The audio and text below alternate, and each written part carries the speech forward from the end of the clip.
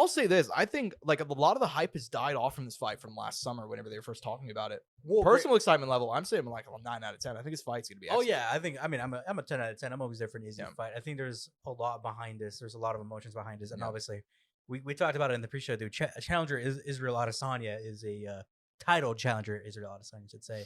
Yeah, he's a dangerous man. It's some of his best performances. I said it like off air in the green room to Josh. I was like, dude, look at the Kelvin Gastelum fight. Not the official title, interim title. Banger. Look at the Robert Whittaker performance. Look at the second Poetan fight. When he has, bangers. When he has to fight for that belt and get it, and he's not holding it, a different breed of human being comes out. Yeah. The best Israel Adesanya comes out. Yeah. So I expect the best Israel Adesanya to be here for this Dricus du Plessis fight. Also, it fucks me up that Dricus is like only like 30 years old and he's in the position he's in now. Yeah. Well, I mean, Izzy, man, 35 now, hasn't competed in a year, 2 losses in his last 3. Now, granted, I mean, Pay and Sean Strickland, no shame in losing that. You're responsible, took a lot of time off. Yeah, if you're going to lose, he's done everything the right way. But now, can he come back against his, I mean, I think his biggest, I mean, the intensity and how much these two dislike each other, I'd say is far more than any other. I'd say outside of Poetan, because even Poetan, there was a respect level there. There was a respect, but their meaning behind their fights and how much the importance and the level of difficulty. Most hated opponent then? DDP? Oh, yeah. Easily. You're like, no question. I think Dricus and Sean probably fall pretty closely. I think Dricus ahead. I think then Sean. And I think with Robert, there's just never been any hate. It's just been kind of respect. It's been respect. I think, sadly, it's kind of only on Robertson. Like, it's Robert's right. He doesn't have an issue with Izzy, but that is his rival. Yeah. That is who he needs to be. You know what I mean? Yeah. You know, that is the fight he wants to always is gonna want to get back no matter what till the end of time. It's gonna be to get that win over Israel Adesanya. And by the way, isn't it crazy? Kind of poetic. We're back in Australia where he still lost against yes. You know, where he won the title. Where he unified the title, you know. Where he's lived, I believe. I believe he lived. So he's a Kiwi. He spent most of his time in New Zealand. In New Zealand, but I believe he has a home in Australia or something. I wouldn't be surprised. Yeah, but I could be slightly off. But I mean, New Zealand and Australia are like how Kansas and Missouri are. They're the same fucking thing. You know, there's people gonna like hate you for that. No, I know. I don't give a fuck. That's their problem. I mean, I know how. I mean, I have not been there, so obviously I don't know everything.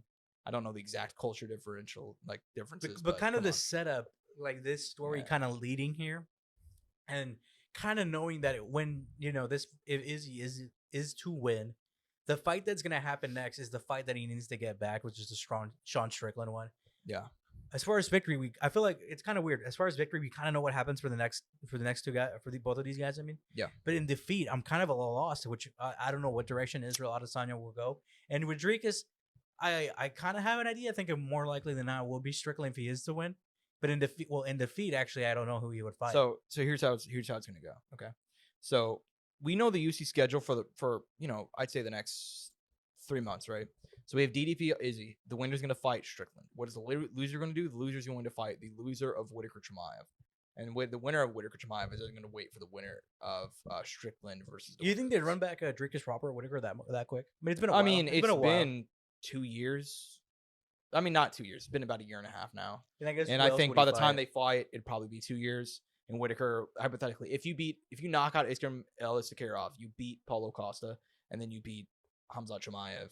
Granted, that's not the exact order, but still. Sick run. If you beat Hamza, dude, how can you deny that? Like, sick. And also, people forget. I'm not sure they didn't see this. He's the guy who asked for Chimaev. Right after he knocked out Islam El-Sakharov, he went backstage and said, "Hey, rebook that Chimaev fight. I want that fight.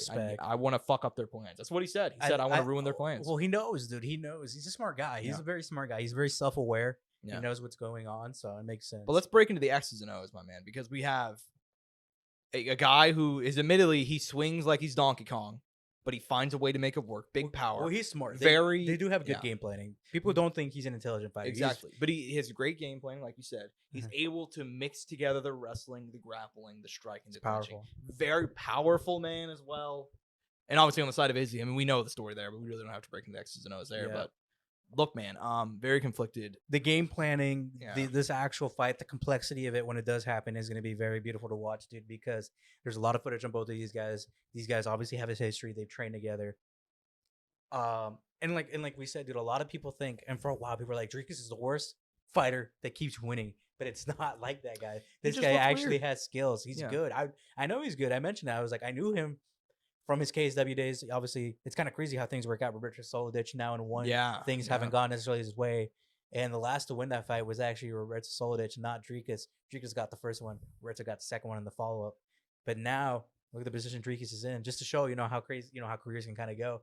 Dricus is UFC middleweight champion. Meanwhile, we got Roberto Solidich, who I wanted us to sign to the UFC for the longest time. Exactly. On a 2-fight losing streak and won. Granted, though, different scenario. There was a foul in there. I think first fight was like a terrible groin strike. Couldn't continue the fight. Second fight was a very crazy, rough knockout. Yeah.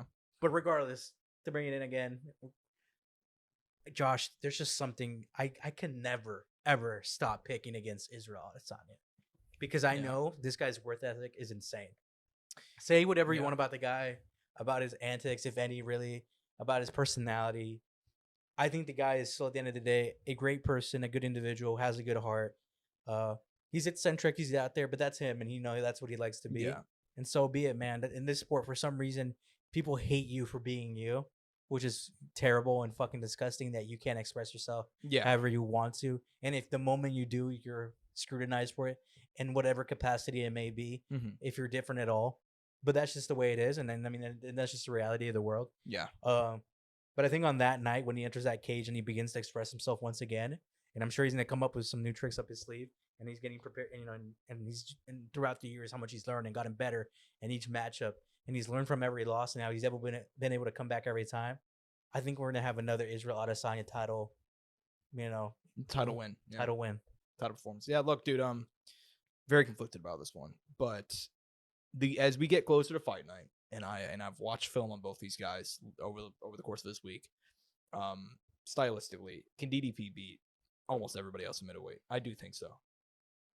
But I think Israel Adesanya is going to have his, to quote the great, Captain Hook, Roy Jones Jr., y'all must have forgot. Because Israel Adesanya, sure, he paints his nails. Oh my God, he jerked off a dog. He didn't, but okay. No, I know, I'm fucking around. But look, has he done some stuff that we might get flagged for that? God damn it! Oh no, we'll be fine. But has he done some stuff that because that's obviously a joke.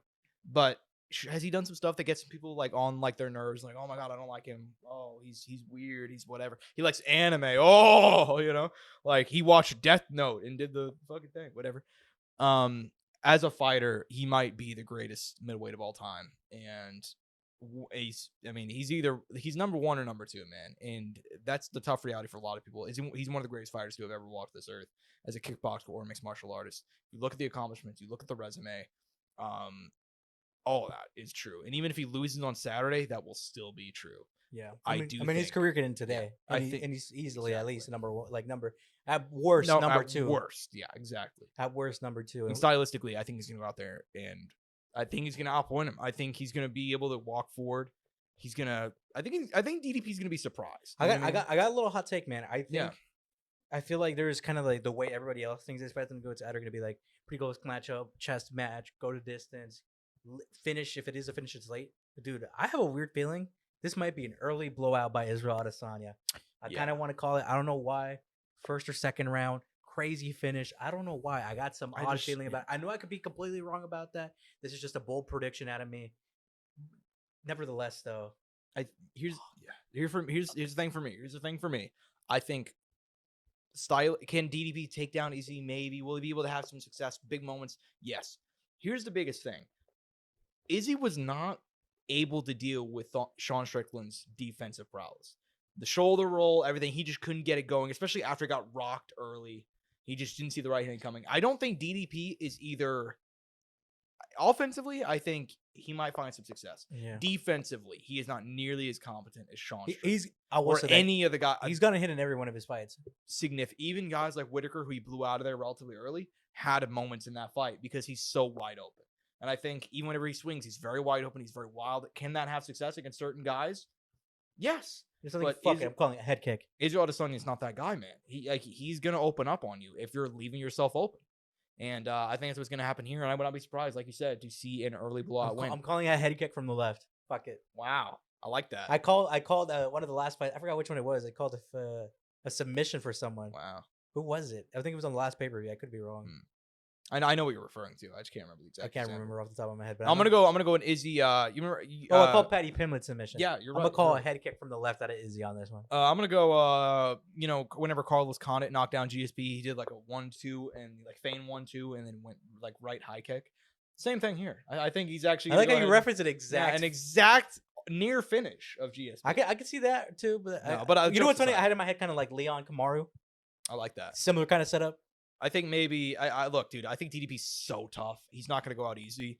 But I think he'll go out on a shield. Stylistically, I can see this going down like the Paulo Costa fight, honestly, because Paulo in that fight he walked forward. He tried to do all things that DDP's gonna try and do, but just the defensive prowess just is not there to deal with a striker like Izzy.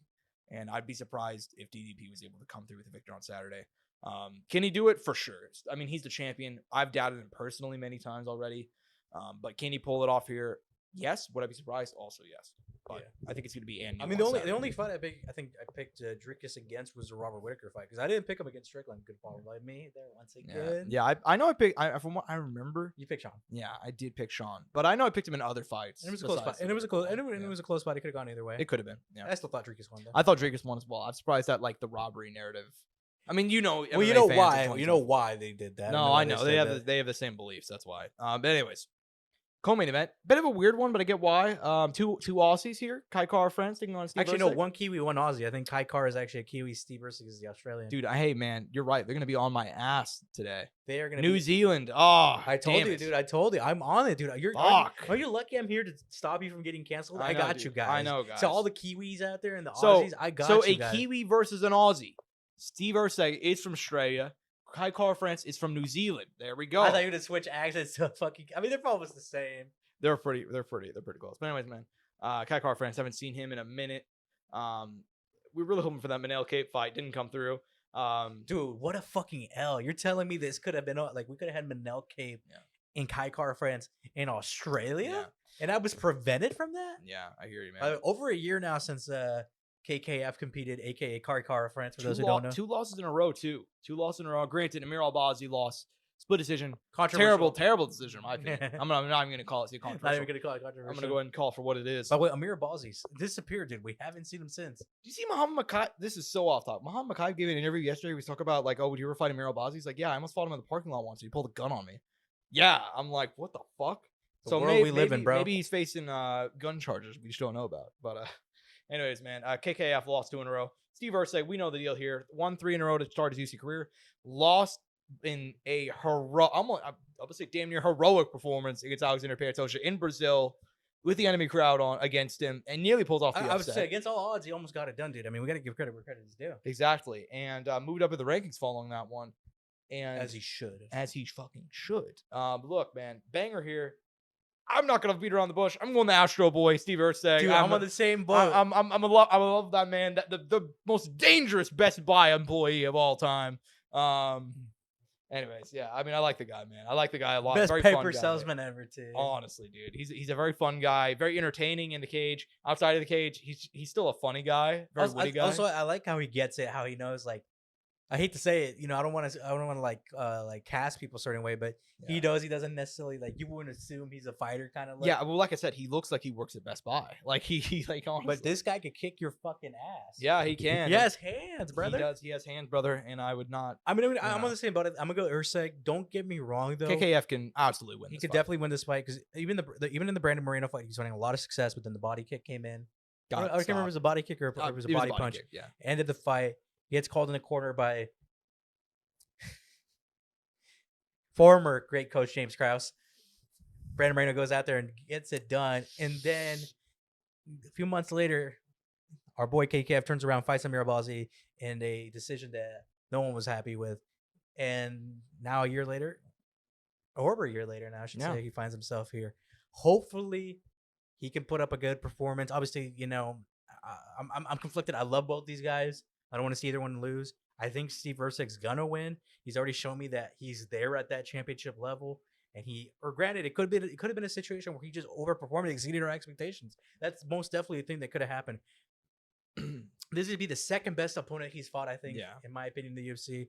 Because prior to Pantoja was Matt Schnell, was probably the best guy he had fought. Yeah. Now it's Pantoja, and now without a doubt it's Vikai Kara-France, who he will be facing the second hardest challenge of his UFC carear. Absolutely. And it's after his first loss. So yeah, I'm excited. I'm excited, dude. The meaning of this is what we're talking about. Giving fights a meaning and constructing cards with meaning. Already we've talked about 2 fights that matter. And look at how much is on the line for both guys. Exactly. And like you said, KKF could win this fight. I'm still going to Astro Boy, though. I'm just a believer in the man. And we'll see what happens. I think regardless, it's going to be a banger, though. 2 strikers should be a fun night. Yeah. This fight, kind of a weird one. Yeah, because like Gamrot really doesn't have to fight Dan Hooker, but he's gonna fight Dan Hooker. Yeah, and also just stylistically too. I mean, I thought like you'd want to give Dan Hooker like a fun matchup. How long has it been since Dan Hooker competed, by the way? Dan Hooker hasn't fought in around a year. I believe that last fight. Dude, multiple people who are going to be competing on this card. Whenever Jalen Turner last July, UFC not 290. Prior to that, he knocked out Claudio Peleles as well. So a 2-fight winning streak. Ranked number 11. One fight a year, though, recently is going to be in the MO, and it's probably be his one fight this year. Taking on number 5 ranked. He's a big opportunity to shoot up in the rankings against Mateus Gamrot, a guy that, since joining UFC, has just been an absolute fucking savage. He lost his debut to Guram Kudaladzé. Since then, damn near flawless. He does have a loss to Beneil Dariush there. Did I think he lost to Arman Tsarukyan? I thought he did too. Outside of that, heading into this one, 3 wins in a row. Jalen Turner, Rafael Fiziev, and the ancient Rafael Dos Anjos. Although RDA had some moments in that fight. Yeah. Look, man, I'm not gonna be around the bush here. I think our boy Gamrot gonna go out there and he's a fun guy. Yeah, I think he's gonna be on Hooker. Why are the Polish people always so fun, dude? I don't know. I think he's gonna be on Dan Hooker like glue and probably not eke out, probably just suffocate him. Granted, I'm curious to see we're gonna see Dan Hooker with all the new tattoos. I know they might give him a big boost. They might give him a +10 hit modifier. Or chin. Yeah, there you go. So.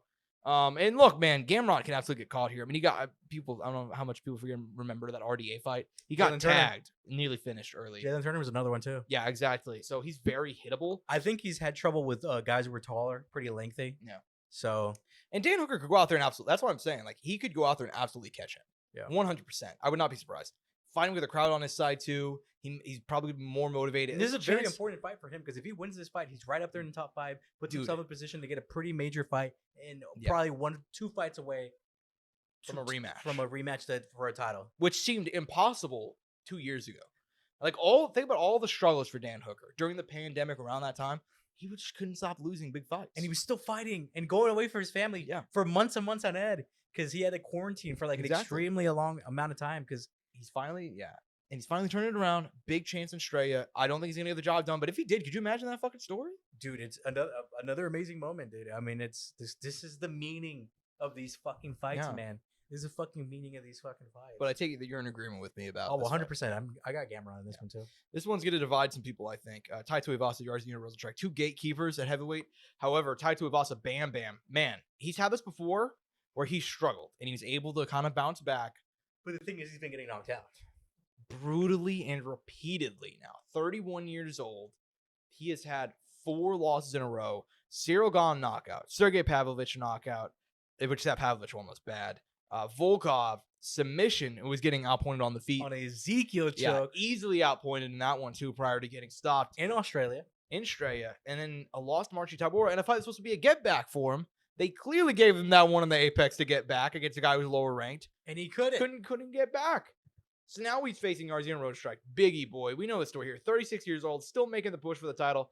Alternates wins and losses. Coming off a win over Shamil Gaziev in March where it made him retire on the stool.